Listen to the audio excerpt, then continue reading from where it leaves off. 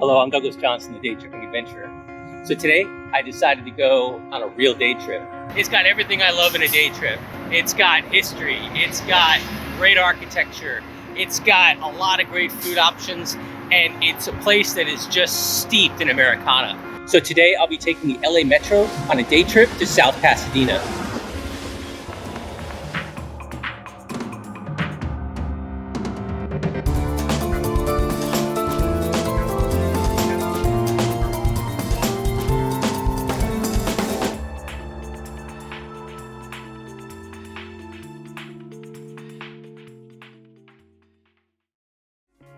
To get to the start of this trip, review the Metro map and take the Gold Line to the South Pasadena Metro Station. As I take my trip on the LA Metro, let's learn a little bit about the history of South Pasadena. The original inhabitants of the South Pasadena area were the Native American Hahamunga tribe, a branch of the Tongva Nation that had occupied the Los Angeles basin for centuries. The thatched, dome-shaped lodges of the Tongva people once lined the Arroyo Seco River. For centuries, this area was a natural fording place for the Arroyo Seco and served as a gateway of travel and commerce between the Aboriginal peoples of the inland and those living along the coast. And it was here that the Tongva greeted the Portola expedition, as well as the missionaries who would later establish the San Gabriel Mission just a few miles to the east. The original European settlement in the area was the Spanish land grant of Rancho San Pascual. This would eventually grow into the cities of Pasadena, South Pasadena, and Altadena. With a population of just over 500 residents, the city of South Pasadena was incorporated in March of 1888, becoming the 6th municipality in Los Angeles County. And being less than 10 miles from downtown LA, South Pasadena is considered to be the first Los Angeles suburb. When you get off the train at the Pasadena Metro Station, the first thing you'll see is a shaded courtyard with a statue of a walking man. So right next to the statue, you'll see this flagpole. And if you're interested in the Constitution, well, they've got you covered.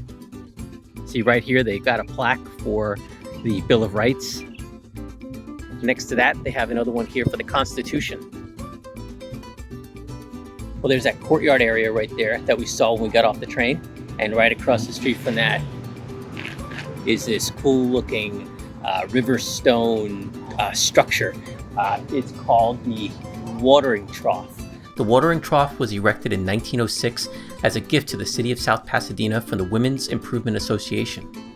The river stone structure provided a resting place for carriages and wagons traveling between Los Angeles and Pasadena. Restored in 1968 by the South Pasadena Junior Women's Club, it became an official South Pasadena historic landmark in 1972. So right across the street from the Watering Trough is South Pasadena's oldest building over here. Today it's called the South Pasadena Historical Museum, but as I said, it's one of the oldest buildings you'll find here in South Pasadena. The Meridian Ironworks building was constructed around 1887 and began its life as a hotel and general store. It was later modified into a blacksmith and ironworks. And the barn-like building is an example of Victorian commercial architecture. Right across the street from the Meridian Ironworks and the water trough, you're gonna see the Alexander building. I don't know if you could read the words behind the trees there, but this was the first commercial building built here in South Pasadena. In 1906, a businessman named Alexander R. Graham cleared the eucalyptus grove growing in the area and built this concrete block building, which he named after himself. In 1925, the Mission Street merchants built a platform extending from the Alexander building so they could announce the World Series in real time. Baseball fans packed the area to listen to an announcer give a running play-by-play as a scorekeeper marked up a large chalkboard with the current stats. And in case you're interested, the Pirates beat the Senators 4-3. But there's so much to see right here in just this one intersection of Meridian and Mission Street. Mission's where all these cars are. I mean, you got this building right here, which is the Alexander building. Right across the street from that, you got this cool looking building. This building was home to the Mission Arroyo Hotel, which was built in 1923. At the time, ads for the hotel promised new, modern, all outside rooms near streetcars and restaurants. And more importantly, this street, Mission Street, this was once part of the famous Route 66, the famous highway that went across America. Route 66, known as the Mother Road, originally ran from Chicago, Illinois to Santa Monica, California. This was the main highway for vacationers coming into Los Angeles and gave rise to the burgeoning trade in all manner of iconic and kitschy roadside attractions that you can still find scattered all along the route. So one of the reasons why I like coming down here is that it's almost like you step back in time. A lot of these buildings were built in the 30s, some of them even earlier, and it's a great place for movie locations. So you might have seen this street and some of these buildings in different movies. But one of the famous buildings around here, when it comes to movies, is this house. Can you guess what movie it's from? If you hadn't guessed it, it's the Michael Myers house from the Halloween movies. Now, when they originally filmed the movie, this wasn't the location of the house. They had moved it here. I don't know when they moved it here or where it was originally off the top of my head, but I did do the research, and here's that information. Built in 1888 and considered to be one of the earliest homes built in the area, the original location for the Myers house was just across the street from where it's located today. By the time it was used in Halloween, it was dilapidated with its windows boarded up, and a decade after filming, the house was in danger of being torn down. But a council member by the name of David Margrave recognized the house's historical significance and bought it for $1 silver.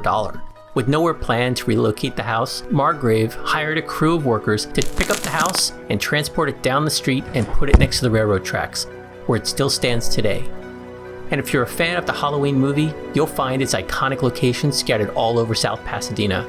I've even put a link in the description to help you find them. So now that we've seen the Michael Myers house and explored the area around the intersection of Mission and Meridian, I'm going to head on out and explore other parts of South Pasadena. So I just found something that really takes my memory back to when I lived in New York. That right there, and those right there. You know what that is? This is the delivery area to get the stuff in the basement. The trucks, they pull up over here and they'd bring everything down into the basement. And those squares right there, they're actually glassed to allow light to get down into the cellar. So I came down Mission and made a right onto Diamond. And at the first intersection, I came to this building here. This was the first bank building of South Pasadena. And I wanted to point out, I just love the texture of these old brick buildings. It's just amazing. And right across from that building is the South Pasadena Public Library. The cornerstone of the library was laid by Andrew Carnegie himself. Like many other buildings in South Pasadena, the library's design came from the drawing board of Norman Foote Marsh. He is most famously known for the work he did with developer Abbott Kinney in designing the Venice-inspired canals of Venice, California. So the original library that was here was built in 1908, and then it was expanded on over the years. So this section here, the community room, this was added on in 1930. So you get this Gilded Age architecture with the Gothic kind of look to it. Yeah, it's really cool. The South Pasadena Library is also known for this big tree right here. Its root systems, I mean, you can see the roots here. They just kind of go in all out, all back here, all through there. It's got this massive root system. And then it goes up and it's got this great canopy up here. It throws out a lot of shade.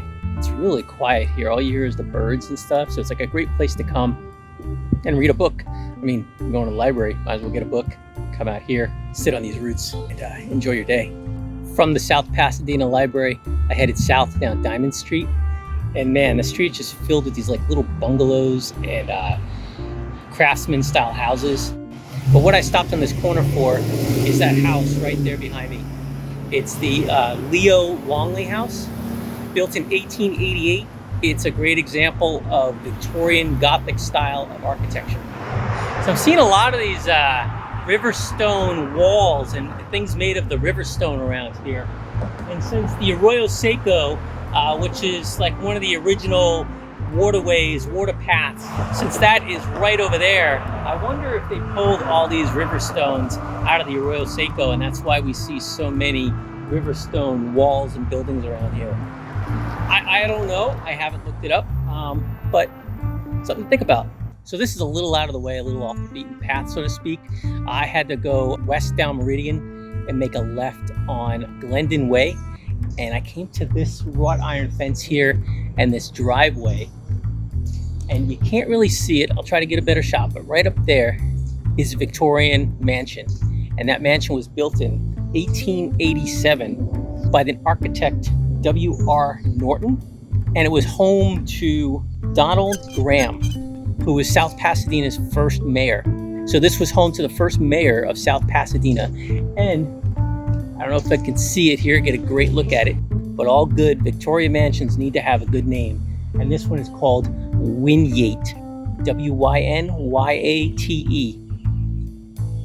Yeah, so if you want to come out of the way and see a pretty cool looking Victorian mansion and get yourself some inspiration for a ghost story, come over to Wynyate.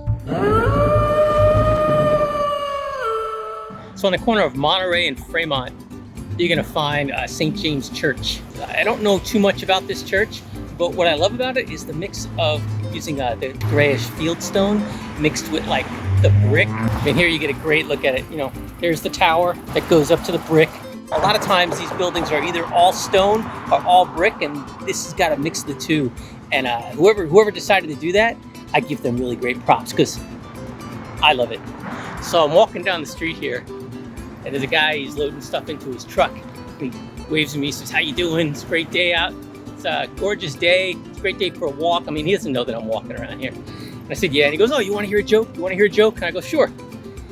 He tells me a joke. And again, man, I just love it. I just love just meeting people randomly on the street and then interacting with them. There's nothing better than that. A day out on a walk and meeting people and having a great time of it. So I came down Monterey till I got to Fair Oaks, and here I am on Fair Oaks Boulevard. Now, something you'll notice, it's a really wide street. The reason why it's that way is because this used to be the former route of the Los Angeles Red Line trolley. The Pasadena Short Line began its service in 1895. It followed Huntington Drive to Fair Oaks Avenue, where the line branched north to run along double tracks set into the pavement, and it ran up Fair Oaks to California Boulevard. Peak service was reached around 1918, with 90 trains operating daily in each direction. But by 1951, the entire system had been replaced by bus lines. And in 1981, all the tracks were finally torn out. But they could have used the existing lines, but they ripped it all up and sold it all. So let's go see what there is to see up Fair Oaks here in South Pasadena. Developed in 1874, Fair Oaks Avenue is a major road in South Pasadena, and it was named for one of South Pasadena's earliest ranches, the Fair Oaks Ranch.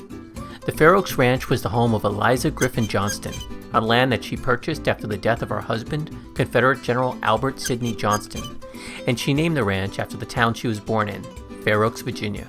Between 1926 and 1931, Fair Oaks Avenue was part of Route 66, and if you look closely, you can still see the remnants of old Americana kitsch and many historical landmarks. And today the street is host to many great restaurants. So if you're a foodie, this is the place to be. Heading north up Fair Oaks, we come to Oxley Street, and on the corner we find the Rialto Theater, one of those classic looking old style theaters. The Rialto Theater was built in 1925 by Louis A. Smith. The Los Angeles Times described the Rialto's architecture as an odd mashup of Spanish Baroque and Egyptian kitsch. Over the years, the building has survived 2 fires and an attempt in 1977 to turn it into a parking lot. But it wasn't until part of the building fell off and nearly killed a pedestrian that it was finally closed to the public in 2010. But in 2016, the Rialto was featured in key scenes of the movie La La Land.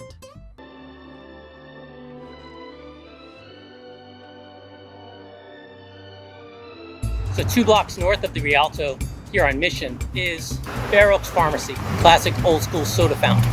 And it's one of the few places in Los Angeles that serve egg creams. They just made this for me. I haven't tried it yet, so let me see what it tastes like.